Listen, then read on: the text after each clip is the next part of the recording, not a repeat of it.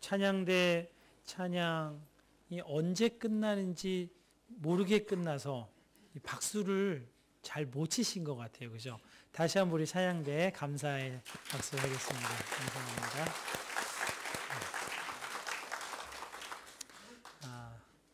일부 예배보다는 2부 예배 때 히터가 더 좀 잘 들어와서 따뜻한 것 같습니다. 앞, 뒤, 옆에 계신 분들하고 이 따뜻함을 함께 전하겠습니다. 예수님 이름으로 사랑합니다.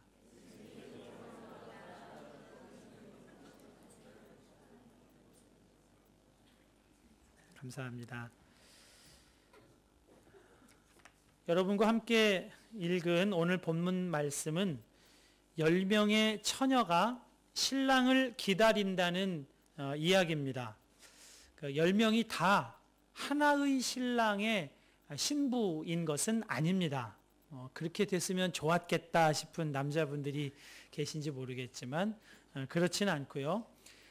옛날 이스라엘의 혼례 제도가 우리와 조금 다른 부분이 있습니다. 정혼을 하고 약 1년이 지난 혼례날이 되면 보통 신부가 저녁 무렵에 신랑 집으로 찾아가는 것이 그때 당시에 관습이었습니다. 이때 신부는 그의 지인들의 환하게 밝힌 횃불들에 둘러싸여서 신랑 집으로 가게 됩니다.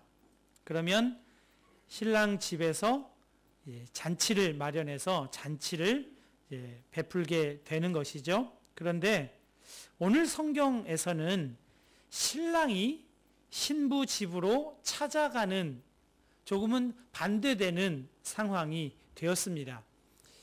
아마 신랑 되신 예수님 또 신부 된 교회와의 관계를 염두에 둔 변형 아닌가 하는 생각도 하게 됩니다. 신부 집에서 잔치를 준비하게 되겠죠. 신랑이 신부 집으로 오게 되니까 신부의 친구들이 들러리가 되어서 본문 말씀처럼 등불을 또는 횃불을 들고 오는 신랑을 맞이하게 되는 겁니다. 그러니까 여기 나오는 10처녀는 신부의 들러리 친구들인 것입니다. 그리고 그 신랑을 맞이하여 아주 기쁜 잔치를 한 주간 내내 벌어지게 되는 것입니다. 그런데 그날 무슨 일인지 알지 못할 사고가 생겼나 봅니다. 예정된 시간보다 훨씬 신랑이 늦게 오게 된 겁니다. 신랑이 밤이 늦도록 오지 않으니까 10명의 들러리들이 다 졸며 자게 되었다라고 밝히고 있습니다. 그러다가 갑자기 신랑이 왔다는 외침을 듣고 이제 벌떡 일어나서 횃불을 들고 이제 신랑을 맞이하러 나가야 되는데 생각보다 시간이 많이 지체가 되어서 기름을 넉넉히 준비한 5사람과 기름을 넉넉히 준비하지 못한 5사람의 운명이 정확하게 갈리게 되는 것입니다. 5명의 들러리는 기름이 준비되어 있어서 졸다가 깨어서 신랑을 맞이하고 다른 5명은 미처 기름을 준비하지 못해서 기름 파는 집에 갔다 오는 사이에 신랑이 이제 신부 집으로 들어가서 잔치가 시작이 되었다는 겁니다. 뒤에 온 5처녀는 그 잔치 자리에 참여하지 못하게 되었습니다. 여러분, 이 5명의 잔치 자리에 들어간 들러리와 들어가지 못한 들러리 사이에 차이가 무엇 때문에 생겼습니까? 보통은 졸며 잘세 이 말과 오늘 본문 맨 마지막에 그런즉 깨어 있으라 이 말 때문에 졸았기 때문에 못 들어갔다고 해석을 하는 경우가 있습니다. 그렇지는 않습니다. 좋은 건 또 잔 건 10명이 다 마찬가지였습니다. 문제는 기름을 준비한 쪽과 기름을 준비하지 않은 쪽 차이인 것입니다. 밤이 깊으면 졸음이 오게 마련이지요. 그러나 이 신랑 맞이에 있어서 결코 빠져서는 안 되는 것은 기름이었습니다. 기름이 준비가 되어 있으면 잠깐 졸아도 되는 것입니다. 예수님이 우리들에게 오실 때 우리들에게 무엇이 준비되어 있느냐에 따라 예수님을 맞이할 수 있고 예수님을 맞이하지 못하는 운명이 우리들에게도 동일하게 적용된다는 것입니다. 예수님이 어디에 오고 싶어 하시는지를 알면 우리가 무엇을 준비해야 하는지 알 수 있습니다. 열처녀에게 기름과 같은 것이 우리들에게 무엇일까요? 예수님은 우리의 성실함, 졸지 않고 깨어있는 성실함 때문에 오시는 것이 아닙니다. 우리의 실력, 우리의 피나는 노력, 그것 때문에 우리들에게 오시지 않습니다. 예수님은 우리들의 마음에 오시기를 원하시는 겁니다. 마음이 준비되어 있어야 합니다. 잠언 4장 23절에 무릇 지킬 만한 것보다 더욱 내 마음을 지키라. 생명의 근원이 이에서 남이라. 마음이 생명인 겁니다. 사람에게 가장 핵심과 가장 중요한 것이 마음인 것을 예수님이 아시기 때문에 예수님은 다른 것에 오시질 않고 우리의 마음에 오기를 원하시는 것입니다. 이 성탄의 계절에 아기 예수님이 여러분 안에 탄생되는 일이 이루어지려면 여러분의 마음이 준비되어야 한다는 사실입니다. 월요일 아침에 이제 매주 직장인 예배를 인도하러 이제 갑니다. 전철을 타고 또 트람을 타고 이제 사무실로 가게 되는데요. 트람을 탔는데 좌석이 트람이 분주하지는 않았지만 북적거리지는 않았지만 좌석이 다 찼습니다. 그리고 다음 정류장에 아코디언을 든 한 사람이 이 트람 위에 올랐습니다. 그리고 그분이 이제 아코디언을 막 연주하기 시작하는 겁니다. 거리의 악사들이 우리들에게 들려줄 수 있는 딱 그 정도 수준의 음악을 들려주는 겁니다. 경쾌하지만 다소 좀 경박하게 느껴지는 그런 음악인 거죠. 그 음악을 들으면서 정말 어느새 1년 사이에 교만해져 있는 저를 발견했습니다. 귀가 제가 다 버렸어요. 찬양대 때문에 귀를 다 버렸습니다. 제가 혼자 수준이 좀 낮은 음악이구나 뭐 이런 생각을 하고 앉아 있는 겁니다. 그런데 두 번째 곡이 성탄절 음악이었습니다. 고요한 밤, 거룩한 밤을 똑같은 박자와 템포로 이제 연주하는 겁니다. 근데 그건 참 신선하고 이분이 그래도 국어를 하는 사람이지만 이 시즌에 맞게 음악을 준비했구나. 참 기특한 분이다. 뭐 이런 생각을 이제 했습니다. 그러면서 다른 승객들은 이 음악에 대해서 어떻게 느끼고 있는지 궁금해서 이렇게 주위를 살펴보았습니다. 그런데 하나같이 모두가 다 자기 발끝만 바라보고 앉아 있는 겁니다. 미동도 하지 않고 앞만 주시하며 가고 있었습니다. 그건 음악 수준이 낮아서도 아니고 경쾌하지 않은 음악이어서도 아니고 성탄 음악이 아니어서도 아니었습니다. 제 마음이 그것을 증명하고 있는데요.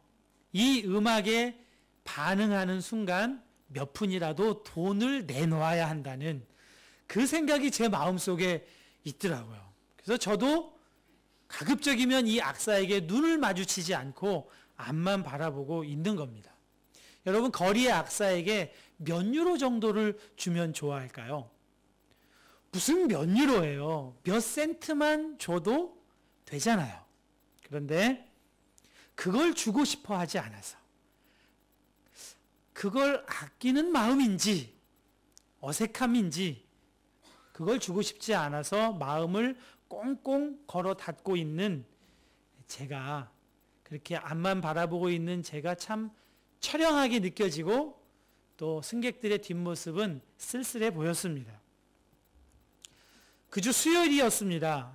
출근하는 길인데 제가 운전을 하면서 이제 출근을 하는데 저희 집에서 교회로 오려면 탄젠지알레를 이제 타게 되어 있습니다. 탄젠지알레 타는 그 어귀에 늘 서 있는 분이 있습니다.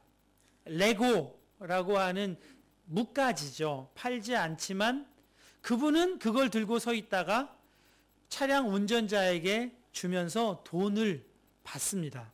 그분이 항상 거기 서 계세요. 저는 가급적이면 그분하고도 눈을 마주치지 않고 그냥 스쳐 지나가곤 했습니다. 그런데 그날은 그분의 얼굴을 한번 보고 싶은 생각이 들었습니다. 그래서 그분의 얼굴을 살짝 쳐다봤습니다.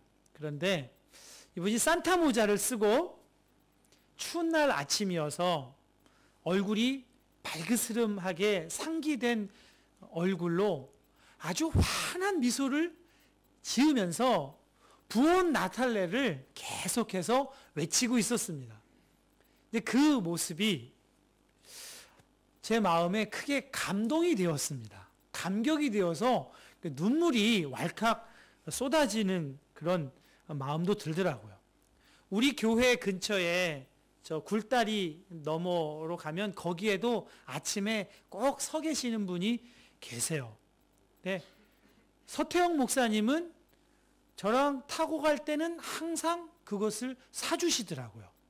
읽지도 않는 걸 이렇게 반드시 사주시는 그 서태영 목사님의 그 마음이 그날 아침에 이렇게 이해가 되더라고요. 그러면서 나도 이제 동전을 좀 늘 준비해서 이분에게 이것을 사줘야 되겠구나 하는 그런 생각이 들었습니다.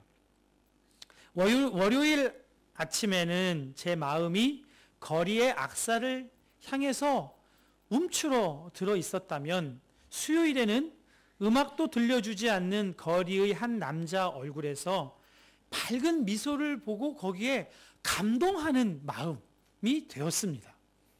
어떻게 이렇게 제 마음은 이 두 분을 향해서 다른 반응을 하게 되었을까요? 문제는 그분들에게 있는 것이 아니었습니다. 문제는 제 마음에 있는 것이었습니다. 제 마음이 움츠러들어 있는 날에는 무엇을 보아도 다 움츠려서 반응을 하게 되는 것이고, 제 마음에 기쁨이 있는 날에는 무엇을 보아도 감격하고 감동하고 기뻐할 수 있는 것이라는 것을 알게 되었습니다. 왜 이런 마음이 되었을까를 곰곰이 생각해 보다가 알게 되었습니다. 주일 저녁에 피곤하다고 가족 모임도 패스, 영성일기도 패스, 기도도 안 하고 그냥 침대에 쓰러져 누워서 자고 다음날 아침에 허겁지겁 일어나서 예배 인도하기 위해서 그냥 묵상도 하지 않고 달려나간 제 마음이 그랬습니다. 그러나 화요일 밤에는 가족 모임을 통해서 함께 기도하고 아침에 예수님을 바라보며 묵상했습니다. 그렇게 하루가 시작이 되었습니다. 묵상을 무슨 깊이 있게 하는 게 아니에요. 성경에 있는 무슨 보화를 발견해내는 그런 묵상을 하지도 않았습니다. 그냥 이날 아침에도 하나님의 은혜가 필요합니다. 이날도 하나님 저에게 기적을 주세요. 단순하게 믿고 그냥 구해야 한 마음, 그 마음뿐이었습니다. 그런데 그 마음이 이렇게 다르게 나타나게 되는 것입니다. 여러분, 우리의 마음은 하나님의 말씀으로 늘 준비되어 있어야 합니다. 그리고 사랑하는 사람들, 가족, 친지들의 기도로도 내 마음은 준비될 수가 있습니다. 잘 준비될 수 있습니다. 아주 단순하고 아주 짧은 기도지만 그 기도로 제 마음이, 제 영이 달라져 있는 것을 보게 되는 것입니다. 그러면 내 마음에 예수님이 오실 수가 있습니다. 내 안에 오신 예수님의 기쁨이 내 기쁨으로 여겨지는 것입니다. 그런데 여러분, 내 마음을 예수님께 다 드린다. 이거 좀 부담되시는 일이시죠? 어떻게 내 마음을 다 드리면 내 마음이라는 건 없어? 그러면 나는 뭐야? 내 마음도 없는 그런 존재라는 건 뭐야? 어떻게 그런 일이 가능하겠어? 그리고 다 드리면 나는 내 마음도 없이 어떻게 살아가? 이렇게 생각이 될 수도 있겠습니다. 2010년 말에 제가 그 SBS 스페셜이라는 걸 봤습니다. 그 제목이 사지절단한 동수씨라고 하는 제목입니다. 이분이 암인 것 같아서 암 검사를 하기 위해서 조직을 떼어내다가 대장균이 감염이 됐습니다. 그래서 대장균이 감염이 되니까 폐혈증으로 이게 발전이 돼서 손, 발 다 끝이 다 썩어 들어가는 겁니다. 그래서 이 팔뚝만 남기고 이 아랫부분은 다 절단을 할 수밖에 없었습니다. 정말 건강하고 활기차게 살아가던 분인데 하루아침에 의료사고로 사지가 절단이 되었으니 얼마나 고통스럽겠습니까?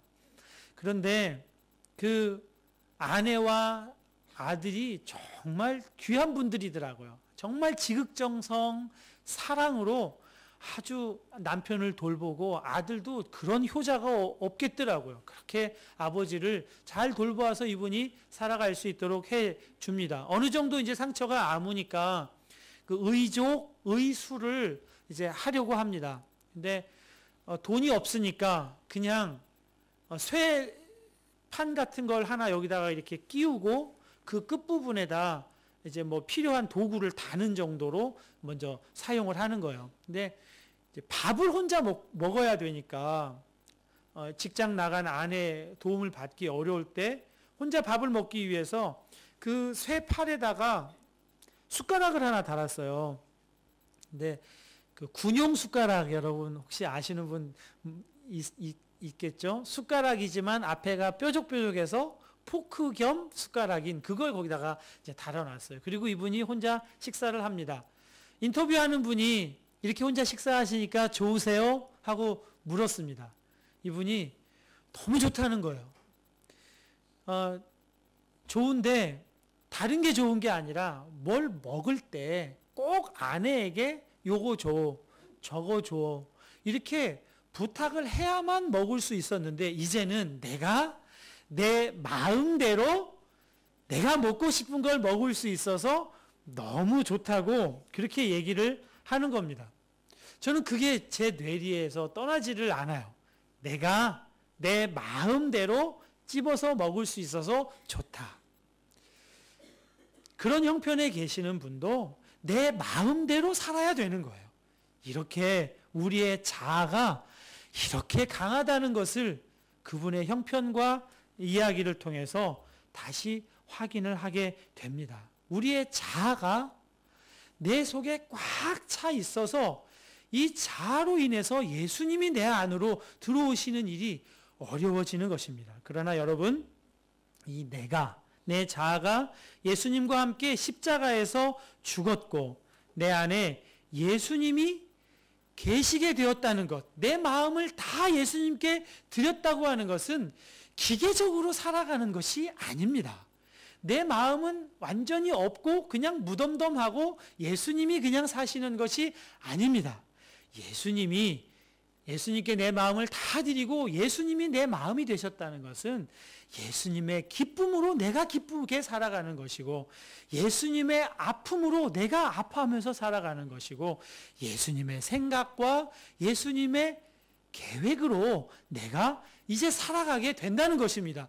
그냥 기계적으로 저절로 사라지는 게 아니라 끊임없이 내 안에서 예수님의 마음에 반응하고 감동하고 감격하면서 그렇게 살아가는 것을 말합니다. 예수님의 생각과 마음을 제 마음에 부어주셔서 예수님의 마음을 느끼고 경험하면서 살아가게 하시기 위해서 예수님이 이 성탄의 계절에 우리들에게 오기를 원하시는 줄로 믿습니다. 예수님이 내 마음에 오시려면 예수님이 주목하시는 일에 우리의 마음을 열 수 있어야 합니다. 영국 본머스라고 하는 지역에 한인 목회를 하는 고등학교 2학년 때 같은 반 친구가 있습니다. 그 친구가 저에게 이야기 하나를 해줬는데요. 전 미국 대통령 빌 클린턴의 종교 담당관 보좌관이었던 토니 캄폴로라는 사람이 하와이에 가서 경험한 이야기입니다. 미국 동부에서 저녁 비행기를 타고 하와이에 도착하니까 이제 새벽인 거죠. 시차 때문에 잠도 오지 않고 배도 출출해서 해변을 이렇게 배회하다가 그 시각에 문이 열려 있는 허름한 식당 하나가 있어서 찾아 들어갔습니다. 밖에서 보던 대로 아주 지저분하고 아주 허름하고 그런 조그만 식당입니다. 커피하고 도너츠를 시켜서 이제 먹고 있는데 갑자기 식당 문이 왈칵 열리면서 거리의 여인으로 보이는 한 10여 명의 여자들이 우르르 이제 몰려 들어오는 겁니다. 그래서 자기들도 막 시끄럽게 뭐 음식도 시키고 차도 이제 마시면서 대화를 하는 겁니다. 그러다가 그 중에 여인 하나가 그 사람들한테 그러는 거야. 야, 내일 내 생일이다. 내 생일이야. 벌써 내가 39살이나 됐네. 이렇게 얘기를 해요.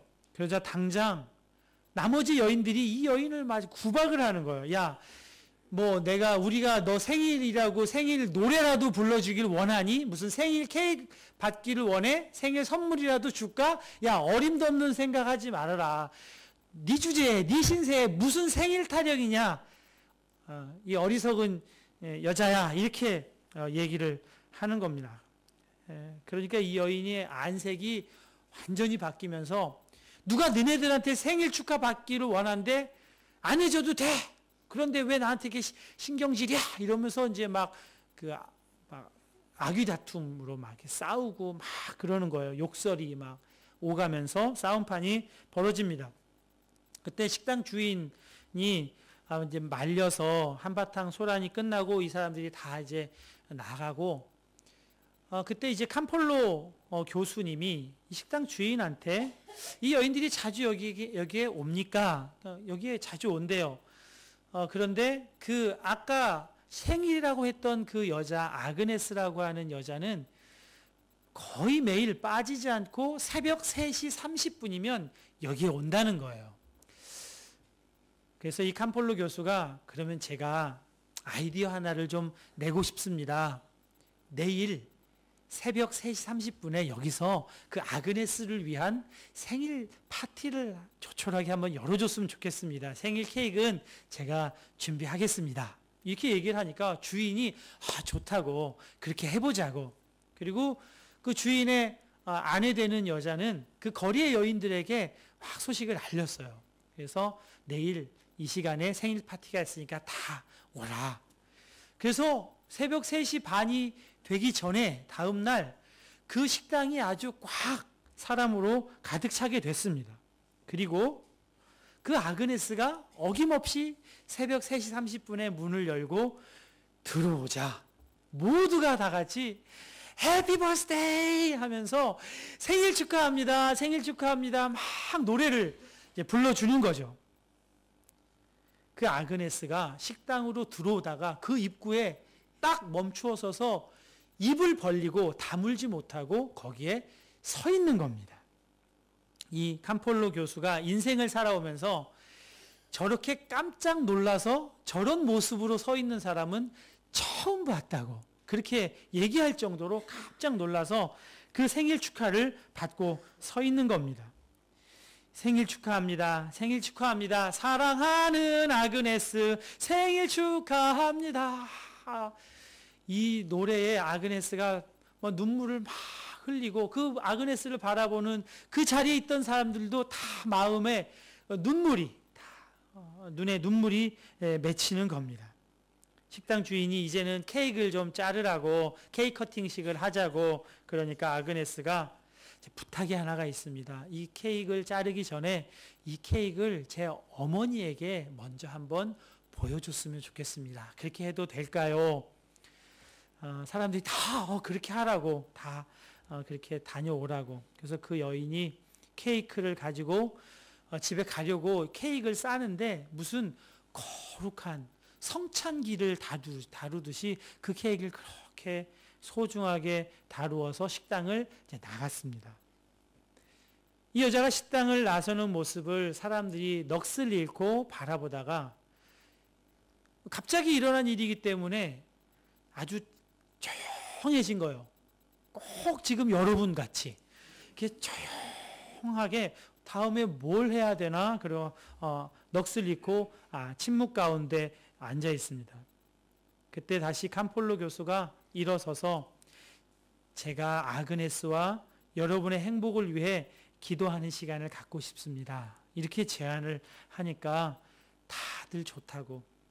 그래서 그날 밤에 정말 지저분하고 좁고 소란스러운 그런 식당, 교회 같지 않은 그 자리가 가장 경건한 감동의 기도회가 그곳에서 열리고 기도하는 동안에 여기저기서 흐느껴 우는 사람들이 많이 있었다고 합니다. 이 캄폴로 교수가 그날 거기서 상하고 마음 아픈 사람들이 하나님의 사랑을 경험하고 영혼의 치유가 일어나는 기적을 경험했노라고 그렇게 간증하는 이야기입니다. 여러분, 예수님이 우리에게 오실 때 여러분도 꼭 예수님을 여러분 마음에 모실 수 있기를 축복합니다. 이렇게 저렇게 해야지. 이제는 아침에 일어나서 뭐 하고 또 어떤 계획을 세우고 이런 결단, 결심 전에 그 전에 예수님 제 마음에 오시옵소서. 이제는 내 마음대로 살지 않고 예수님 마음으로 살기 원합니다. 예수님이 내 마음의 전부입니다.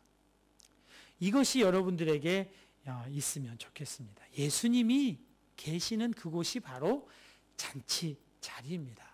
생일 잔치 자리입니다. 그러니까 우리가 할 것은 깨어 있는 것입니다. 내 마음이 지금 예수님을 향해 있는지, 내 마음에 예수님이 와 계시는지, 내가 예수님을 무시하고 쫓아버리지는 않았는지 여기에 깨어 있으면 됩니다. 그러면 그 자리가 잔치 자리가 되는 것입니다. 그러면 예수님이 오셔서 내 마음을 가장 아름다운 잔치 자리로 만들어 주실 줄 믿습니다. 어느 주부 시인이 시 하나를 썼습니다. 냉장고를 이제 바꾸면서 쓴 시인데요. 공간이라고 하는 시입니다. 와, 넓으니까 좋다. 고장난 냉장고를 밖으로 드러내자 이슬이는 아이입니다. 집이 넓어졌다며 좋아하고 아빠는 말합니다. 비워내면 넓어지지. 냉장고 있던 자리에 의자를 놓고 앉아 이슬이가 노래를 부릅니다. 곧 다른 냉장고가 들어올 텐데 잠시 생긴 공간이 좋은가 봅니다. 다행히도 날씨가 추워 베란다를 냉장고로 이용하고 냉장고 있던 자리에 이슬이가 쉼터로 이용하고 재미있네요. 냉장고가 나간 자리를 보며 비워내면 넓어진다는 단순한 이치를 또 배웁니다. 이제는 제 마음에도 한 뼘 공간을 만들어야겠습니다. 여러분의 마음에 공간을 만드시면 그 공간을 예수님이 기쁨으로 채워주시리라 믿습니다. 이제 여러분의 마음을 활짝 더 여시라고 우리 청소년부에서 여러분의 마음을 여는 일을 하겠다고 하네요. 예. 준비됐습니까? 청소년부? 예. 너무 갑작스러운가요? 청소년부 발표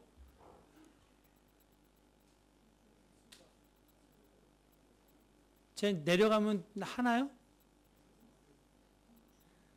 광고 시간에 하는 건가요? 네, 그렇구나. 네.